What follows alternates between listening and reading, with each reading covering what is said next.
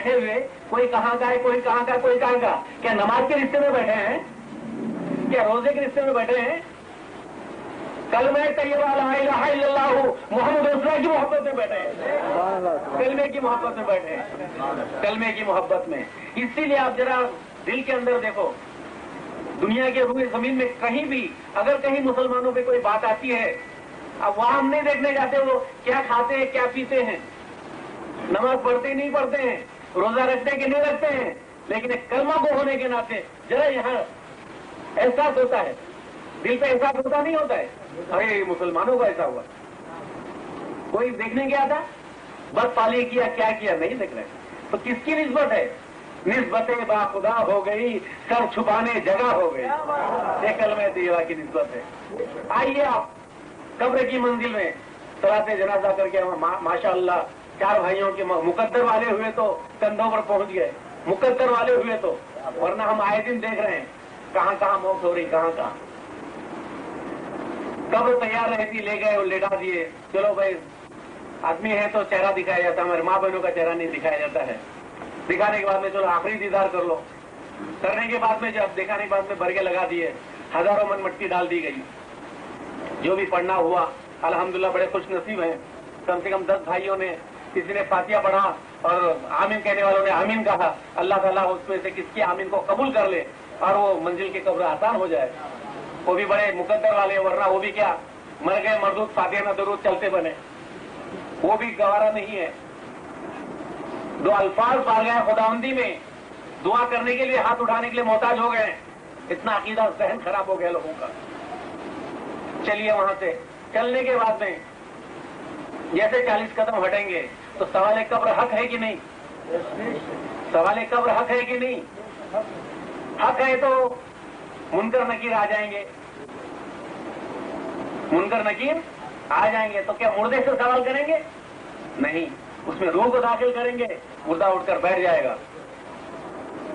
میرے آقا مولا فرماتے ہیں کہ وہ وقت ایسا ہوگا اور اسے آدھی رات کو دفن کیا گیا ہو یا ایک دم دوپہر میں دفن کیا گیا ہو, لیکن وہ وقت اثر و مغرب کا وقت ہوگا, یہ انداز کا وقت ہوگا. تو اٹھانے کے بیٹھانے کے بعد میں اسے کیا پوچھیں گے؟ اگر دنیا کی محبت میں مرا ہے تو ہائے دنیا کرے گا. میری آل کہاں گئی, اولاد کہاں گئی؟ بہرحال دنیا کے کلمہ پڑھتے ہوئے مرا تھا, کلمہ دنیا کا ہی کلمہ پڑھتے ہوئے اٹھے گا, قبر میں ہی اٹھایا جا رہا ہے. تو وہاں پوچھیں گے کیا پوچھیں گے؟ بابا گھر میں خیریت ہے, بال بچے مزے میں ہیں, کتنے کاروبار چھوڑ کے آئے, کتنی بیوی چھوڑ کے آئے؟ چلو یہ بھی نہیں پوچھیں گے. پھر کیا پوچھیں گے؟ بھائی کتنی نماز پڑھے, کتنے روزے رکھے, کتنے حج کیے, کتنے زکات؟ عمل کے بارے میں پوچھیں گے یا ایمان کے بارے میں؟ وہاں بھی ایمان کے بارے میں پوچھیں گے, عمل کے بارے میں. تو پہلا سوال پوچھیں گے من ربوں کا, تمہارا رب کون ہے؟ من رسول ہوگا, تمہارا رسول کون ہے؟ من دین ہوگا, تمہارا دین کیا ہے؟ 3 سوال ہے نا. تمہارا رب کون ہے؟ کہیں کہیں آیا گیا کہ میرے آقا مولا کی صبیہ مبارک دکھائی جائے گی, ٹھیک ہے, وہ بات بھی اپنی جگہ صحیح, اس میں ہمیں اختلاف کرنے کی ضرورت. لیکن اہم بات ہمیں کیا ہے, یعنی تمہارا رب کون ہے, تمہارا رسول کون ہے, تمہارا دین کیا ہے؟ تو اس تینوں سوال کے جواب کہاں میں پوچھتے ہیں؟ اس تینوں سوال کے جواب کس میں پوچھتا ہے؟ غور و فکر کرو. انہوں نے پوچھا من ربوں کا, ہمارا جواب ہوگا لا الہ الا اللہ, لا الہ الا اللہ, لا الہ الا اللہ, اللہ کی سوا کوئی معبود نہیں. دوسرا سوال من رسولوں کا, محمد رسول اللہ صلی اللہ علیہ وسلم, محمد رسول اللہ صلی اللہ علیہ وسلم, محمد صلی اللہ علیہ وسلم جو اللہ کے رسول ہے, ہمارے رسول.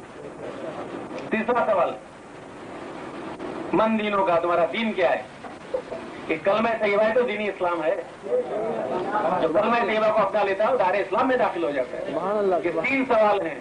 لیکن وہ کیا خوش نصیب ہوں گے لوگ جو یہاں بھی ذاکر کلمہ تھے, زبان بند تھی, روح ذکر کر رہی تھی, زبان بند تھی, سانس ذکر کر رہا تھا, سبحان اللہ, زبان بند تھی, دم ذکر کر رہا تھا. سبحان اللہ. تو اسی طرح دم نکلا جیسے ہی ہمیں بھی اٹھا کے بٹھایا جائے گا.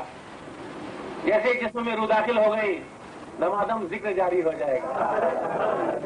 دمادم ذکر جاری ہو جائے گا. کیا وہ ذکر کو رکا کر کے پوچھیں گے